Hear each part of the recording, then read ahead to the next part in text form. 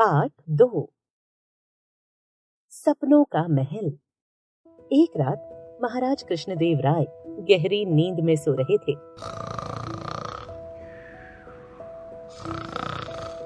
नींद के दौरान भी उनके चेहरे पर मुस्कान खिली हुई थी।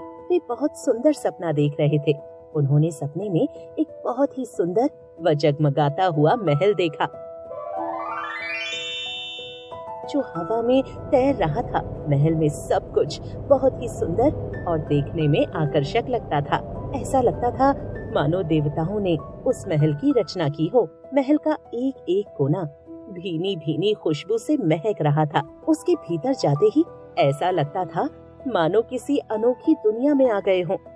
महाराज उठे तो सपने की यादें अभी भी ताजा थीं और उनका मन प्रसन्न हो उठा। वे अपने राजकक्ष में पहुँचे और उन्होंने अपने एक मंत्री को आदेश दिया कि एक सभा बुलाई जाए। कुछ ही समय में सभा आरंभ हो गई।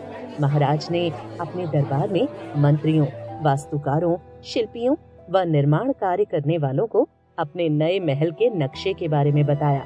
वे चाहते थे कि उनके लिए वैसा ही एक महल तैयार किया जाए। सब लोगों को वैसे ही महल का नक्शा तैयार करने का आदेश दिया गया।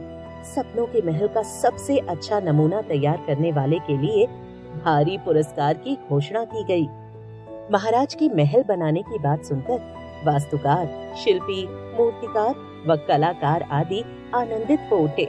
मंत्री कुछ बोल नहीं सकते थे, परंतु वे भली भांति जानते थे कि महाराज का यह महल बनाने का अभियान राजकोष को खाली कर देगा।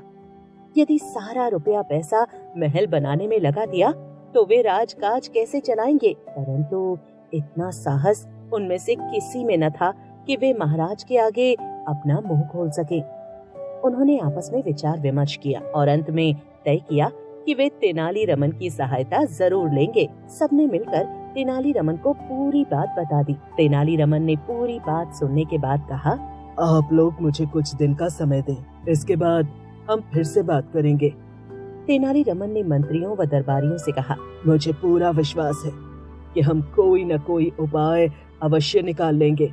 मैं समझ सकता हूँ कि यह स्थिति कितनी भयंकर है। अगर हमने महाराज को सही समय पर सलाह नहीं दी तो हमारे साथ साथ हमारे पूरे राज्य को इसका परिणाम भुगतना पड़ेगा। उनका आश्वासन पाने के बाद दरबारी वापस लौट गए।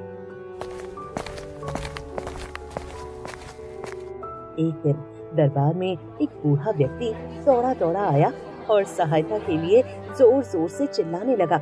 महाराज ने हैरानी से पूछा, कौन हो भाई? इस प्रकार दरबार में रोते हुए क्यों आए हो? व्यक्ति बोला, प्रणाम महाराज, मेरा नाम त्रिविक्रम है।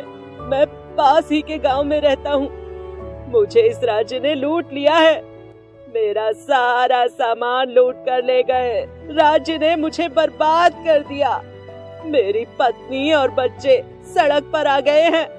महाराज, आपको मेरी सहायता करनी ही होगी। महाराज ने कुछ गुस्से से पूछा, मुझे उन भ्रष्ट अधिकारियों के नाम बताओ जिन्होंने तुम्हें लूटा है। महाराज, अधिकारियों के नाम? हाँ, बोलो, चुप क्यों हो गए? महाराज ने पूछा।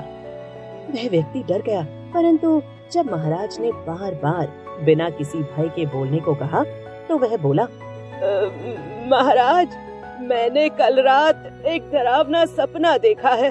मैंने सपने में देखा कि अधिकारियों ने मेरी सारी संपत्ति लूट ली और आप उनका नेतृत्व कर रहे हैं। मेरा सारा धन एक संदूक में बंद कर लिया है। आपने अपने दरबानों से कहा कि संदूक को उठाकर महल में ले चलो। तुमने सपना देखा था? यह एक सपना था, तो तुमने इसे सच कैसे मान लिया? महाराज ने पूछा। हाँ महाराज, मुझे लगा कि जब आपके सपने वाले महल की बात सच हो सकती है तो शायद मेरा यह डरावना सपना भी सच हो सकता है। आप भी तो अपने सपने में विश्वास करते हैं ना महाराज? बूढ़े ने बड़ी विनम्रता से कहा।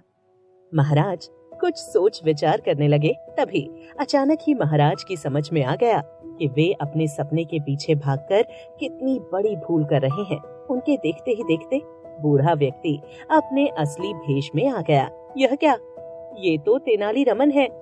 महाराज को कुछ पश्चाताप हुआ और वे तेनालीरामन से बोले, तेनालीरामन, आपने मेरी आंखें खोल दी और पूरे राज्य को आने वाले संकट से बचा लिया। तभी महाराज ने मंत्री को आदेश दिया कि नया महल बनाने से जुड़ी हर योजना को बंद कर दिया जाए।